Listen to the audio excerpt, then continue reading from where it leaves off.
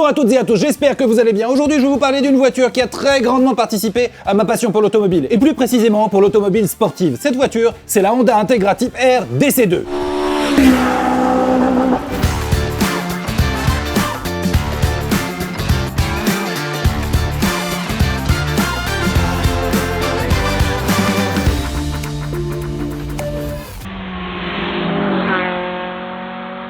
Passons maintenant à l'histoire de la première voiture qui m'a donné des frissons pour de vrai. Je crois que je vous ai déjà raconté cette histoire dans une autre vidéo, mais je fais ce que je veux. Le tonton un peu chiant qui te raconte tout le temps les mêmes trucs et que t'es obligé d'écouter jusqu'au bout à tous les dîners. Coucou, c'est moi. On est en 1998, j'ai 15 ans, la France est sur le point de gagner la Coupe du Monde de foot. Je suis ultra passionné de bagnole, mais dans un genre un petit peu chelou, tu vois. Mon truc à moi, c'était me poser pendant des heures, les yeux fermés, et d'essayer de reconnaître le modèle des voitures juste au son de leur moteur. Pas très rigolo. 246. Bref, on s'en fout. Depuis, de l'eau a coulé sous les ponts et plus personne ne peut rien me dire pour tous ces bébés chats que j'ai tués et enterrés dans mon jardin. Le père d'un pote qui sait à quel point je suis passionné par la bagnole me dit qu'il s'est payé un nouveau jouet et il m'invite à venir le voir. Moi, à l'époque, ma culture automobile, elle se résume à uniquement ce que mes parents m'ont transmis. À savoir, en dehors de Volkswagen et Audi, y a rien. Tout le reste, de la merde, du pipi de chat, du caca. T'en vois une, tu la brûles. Bon, ça aussi à prescription. Désolé tous les voisins. Et quand j'arrive devant la voiture que s'était payé le père de mon pote, il s'agissait d'une Honda Integra Type R. Une voiture qui, dans mon esprit à moi, n'était même pas une bagnole. Et quand je découvre enfin la voiture, eh ben, elle ne reprend aucun des codes des Volkswagen et des Audi sportives. Elle est pas élargie, les jantes sont toutes petites, y a qu'une seule sortie d'échappement, forcément. Elle doit pas être puissante. Bouh, un seul pot d'échappement, la honte. Bon ok, il y avait un gros aileron sur le coffre, mais ça peut très bien être du tuning de mauvais goût. Sauf que l'absence d'attributs sportifs et cet aileron Wish, c'était pas du tout du tuning, c'était pas fait pour faire semblant. Et j'en ai pris conscience à la seconde où il m'emmenait faire un tour. J'étais assis dans le siège passager, la première fois que je pose mon cul dans un siège baquet, Recaro, rouge flamboyant, je m'en souviens encore. Et le moteur, malgré son unique sortie d'échappement, de la sorcellerie. À partir de 5000 tours minute, il se réveille et... c'est les enfers qui se déchaînent, mes tympans ont explosé, littéralement. Et côté châssis, j'avais beau être passionné de bagnole, j'étais beaucoup trop petit pour comprendre exactement ce qui se passait, mais j'avais encore jamais roulé aussi vite dans un virage, freiné si fort ou accéléré si rapidement. Bref, ce petit tour il dure 10 minutes, et ces 10 minutes-là, elles ont suffi à faire en sorte que mon seul et unique objectif dans la vie, à partir de là, ce soit de conduire des voitures sportives. Rien d'autre. C'est la seule et unique fois où je suis monté dans cette Integra Type R, et c'est même la seule et unique fois où je suis monté dans une Integra Type R tout court, j'en ai jamais conduit en vrai. Et pour autant, je peux vous dire qu'à chaque fois que je m'en souviens, je suis ému comme le gamin que j'étais il y a quasiment 30 ans maintenant. Et c'est en préparant ce T5e que j'ai appris toutes les choses que je ne connaissais pas sur l'Integra Type R, et toutes ces choses, je vais vous les raconter maintenant. Une Honda Integra Type R, c'est avant toute chose une Type R. Et Type R, c'est un badge qui a énormément de signification chez Honda. La Honda Integra Type R, c'est une voiture qui porte en elle tout l'ADN sportif de Honda. Et pour ça, il faut remonter quelques années en arrière, dans les années 60. Et plus précisément en 1962. À cette époque, Honda ne fabrique encore que des motos. Et pas du tout de bagnole. Leur première voiture de série sortira quelques années plus tard, en 64 ou en 65. Et donc en 62, Honda, ils ont mis au point une monoplace. Pour faire quoi? Pour s'engager en Formule 1.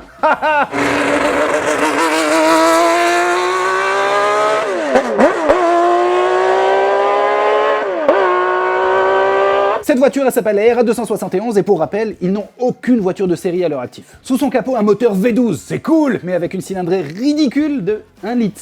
Ce qui fait que pour sortir des chevaux de ce moteur, il fallait monter très haut dans les tours. La zone rouge était située aux alentours de 13-14 000 tours minute. Comme sur une moto, mais une moto avec 12 cylindres. Et après ce premier engagement en Formule 1, ils ont continué à faire des monoplaces, plein de monoplaces, et certaines ont même rencontré un certain succès avec des pilotes plus ou moins connus. Je sais, cette histoire est un petit peu longue, mais vous allez voir où je veux en venir. Toutes ces Formule 1, elles avaient un point commun. Leur livret, leur couleur, elles étaient toutes blanches avec un point rouge sur le nez. Ça symbolisait le drapeau japonais. Et cette couleur blanche, ils l'avaient appelée le Championship White, le blanc de compétition. Des blagues racistes à faire. Ce n'est pas moi, c'est lui. Et grâce à ce nom rigolo de couleur, je vais pouvoir sans aucune transition faire un bond de 30 ans dans le futur. Pour vous emmener en France, où l'Integra Type R n'est vendu et commercialisé que dans une seule et unique couleur, le Championship White. En hommage aux premières Formule 1 de Honda. Vous coucherez moins con ce soir. Ne remerciez pas, c'est cadeau. Au milieu des années 90, Honda, c'est l'un des plus gros constructeurs mondiaux. Ils vendent par palette de sang des Civic, des Accord et même pour les connaisseurs des Concerto. Personne ne connaît la Concerto. Des citadines et même des familiales, sobres, indestructibles, qui séduisent les conducteurs du monde entier. Enfin, indestructibles. On verra le 17 juin. Introducing the new Acura Integra. Mais dans la gamme comme dans l'ADN de Honda, le sport, la compétition, la performance sont toujours bien présents. Et à cette époque, ça se traduit concrètement par la naissance de la Honda NSX.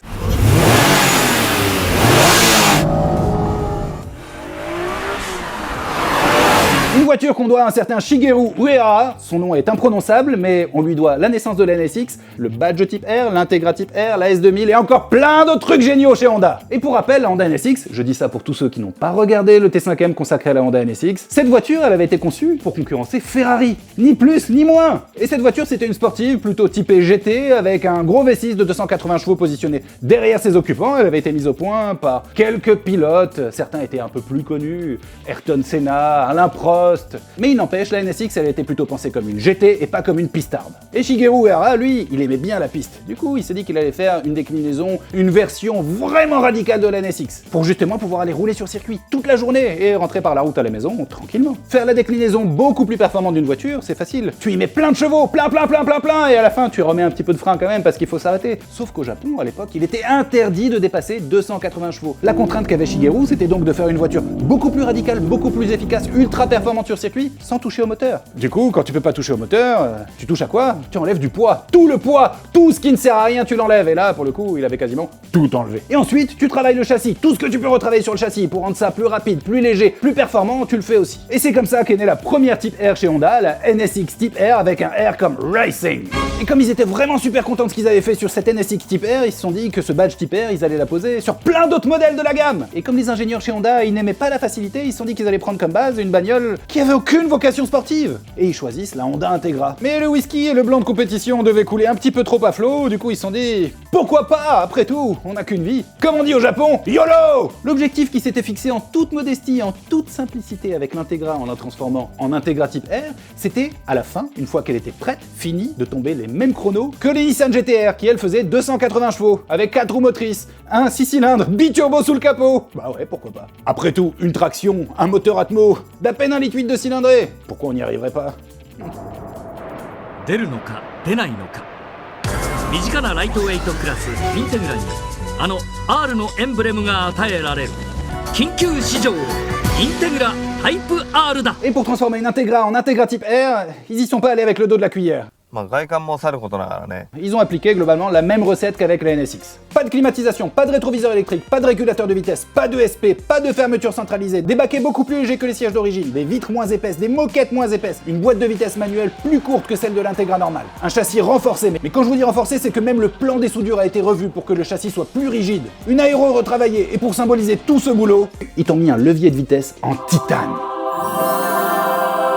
Et pour la couleur, au Japon, je crois qu'elle était disponible en 6 ou 7 couleurs. En France, uniquement en Championship White. Bref, vous l'aurez compris, une Type R, c'est pas juste une Honda dans laquelle on a mis un plus gros moteur pour qu'elle aille plus vite. Non, c'est une réelle recherche extrêmement pointue et poussée à la folie de la recherche de performance. Allégé, rigidifié, c'est bon. Maintenant sous le capot, on met quoi? Y a pas la place pour le V6 de la NSX. Du coup, les ingénieurs Honda, qui n'aiment pas du tout la facilité et qui sont mus par une exigence absolue, ils ont développé un super 4 cylindres atmosphérique. L'un des meilleurs, si ce n'est tout simplement le meilleur 4 cylindres atmosphérique du monde, de toute l'histoire de l'automobile. Et ce moteur, il s'appelle le B18 C6. C'est un 4 cylindres en ligne, 1,8 litre de cylindrée qui sort 190 chevaux, soit 106 chevaux au litre. À l'époque, c'est en toute simplicité le record du monde, chevaux cylindrés. Et toute cette puissance, elle est située haut. Très haut dans les tours. Un peu comme les Formule 1 des débuts de Honda. Ces 190 chevaux, ils étaient disponibles à 8000 tours. La zone rouge, 8400 tours.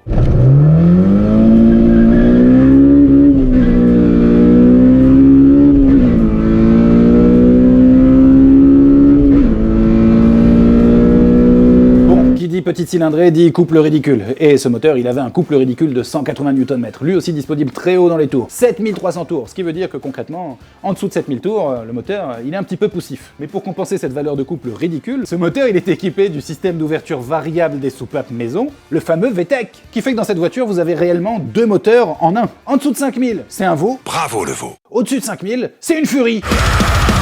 Les enfers se déchaînent sans s'arrêter jusqu'à 8400 tours minute. Et entre ces deux comportements moteurs, aucune transition. Et c'est d'ailleurs en grande partie à cause de ce moteur-là qu'on voit autant de mèmes sur les réseaux sociaux au sujet de la technologie VTEC. Le système VTEC, c'est quoi finalement? C'est juste un truc qui permet de changer les cames qui commandent l'ouverture des soupapes. Quand tu roules tranquille en dessous de 5000, les cames elles sont plutôt petites, arrondies, elles appuient à peine sur les soupapes, qui s'ouvrent peu et pendant pas longtemps. Comme ça, tu consommes peu d'essence. Mais une fois que tu passes la barre des 5000 tours minute, le système VTEC, clac, il se verrouille et la cam toute petite, toute arrondie est remplacée par une cam grande comme ça, hyper pointue, qui pousse la soupape jusqu'au fond des pistons. Et là, et toute cette technologie, toute cette performance, toute cette recherche absolue et acharnée de la légèreté, elle a été rangée dans un écrin, une carrosserie, un peu discutable. Franchement, quand tu regardes une Integra Type-R dans ces tout petits yeux ronds là, Ouais bah mes petits yeux ronds, ils te disent d'aller te faire enculer. on dirait une japonaise de 65 chevaux avec un mauvais tuning Wish dessus. Sauf que pas du tout, parce que chaque élément que tu vois sur cette voiture a une fonction bien précise qui sert la performance. Et si ça n'avait pas été le cas, il l'aurait retiré, comme tout le reste. Pendant que j'écrivais les lignes de ce script, j'ai eu le même réflexe que tous les débiles amoureux du samplon 98 que nous sommes, à savoir aller sur le bon coin. Bah oui, combien ça coûte une Integra Type-R? Est-ce que je peux m'en payer une? Est-ce que je pourrais m'en payer une un jour? Ou deux? Ou trois? Ou quatre? Et si j'en avais une qui était une pistarde? Et l'autre pour tous les jours? Ah non, pardon, attendez, j'ai oublié que j'étais pauvre, j'en aurais jamais. Et bah figurez-vous que c'est encore à peu près abordable. Bon, il faut que vous soyez prêt à acheter des voitures avec un kilométrage relativement important. 180, 200, 210 000 km. Mais dans un moteur comme ça, dans cette voiture-là, 200 000 km, t'es globalement sorti de rodage. Tu fais attention à la rouille, et s'il y en a pas à le reste, t'es tranquille. Et ben l'Integra Type-R, aujourd'hui, tu peux en toucher à moins de 20 000 euros, en France. Et à mon avis, même si j'ai toujours des intuitions complètement foireuses, je pense que cette cote va exploser. Et si vous n'avez pas vraiment confiance dans mes intuitions, vous auriez pas complètement tort, et bah figurez-vous qu'il y a quelques mois, il y en a une qui a été vendue à un peu plus de 150 000 $. Ça peut paraître pas énorme, mais ramené au prix du kilo de l'Integra Type-R, c'est beaucoup. Et la particularité de cette voiture, c'est qu'elle avait à peine 10 000 km et qu'elle avait toujours dormi dans un garage fermé, sec, à température, tout ça, bla bla bla bla. Achetez-en une avec 250 000 km, elle marchera aussi bien. Tout simplement parce que cette voiture, c'est une espèce en voie de disparition. Même pire encore, c'est une espèce complètement éteinte. Il n'existe plus, je crois, aujourd'hui, de traction super sportive avec un moteur Atmo qui prend 8000 tours minute. C'est mort. Welcome to Jurassic Park.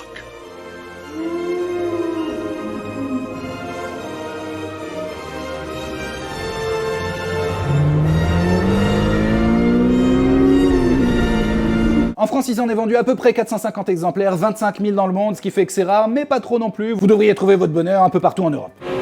Et après un petit coup de whisky pour fêter le succès de l'Integra Type-R, les ingénieurs de Honda ils se sont dit qu'ils allaient faire ça sur un nouveau modèle, celle qui est probablement la plus populaire des Type-R, la Civic. Et quand je dis qu'elle est populaire, c'est parce que jusqu'au modèle actuel de Civic, tu peux encore aller chez Honda aujourd'hui et acheter une Civic Type-R. Et le travail qui a été fait dessus, il est aussi acharné que ce qui avait été fait sur les NSX, sur les Integra, sauf qu'elle a un petit peu perdu de son âme parce qu'aujourd'hui les moteurs sont turbo et plus Atmo, mais c'est cool quand même. J'espère que ce nouveau T5M vous a plu, et si après avoir acheté votre Integra Type-R, il vous reste encore un petit peu d'argent, allez acheter vos billets pour le Destruction Festival, c'est le 17 juin à l'OEAC, ça va être malade, encore une fois, il y a 1 million d'activités. On est sympa, on vous remet ici le lien de la vidéo où on présente toutes les voitures qui vont participer au Destruction Festival. Essayez de commencer à faire vos pronostics, savoir laquelle va gagner, perdre, qui risque de rouler dans laquelle. On vous fait des bisous, pensez à vous abonner, activez les notifications, mettez des likes, des commentaires. Allez, ciao.